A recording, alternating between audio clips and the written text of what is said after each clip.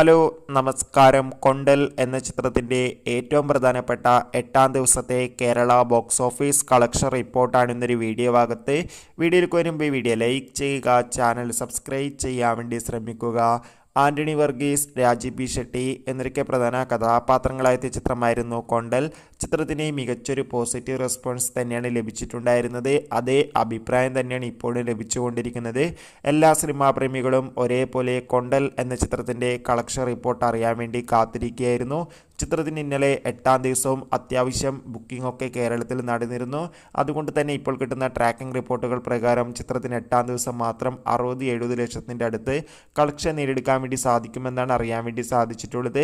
എന്തായാലും ചിത്രത്തിൻ്റെ official collection റിപ്പോർട്ടിനായി നമുക്ക് കാത്തിരിക്കാം. ചിത്രം കണ്ടവരുടെ അഭിപ്രായം കമൻറ്റ് ചെയ്യുക.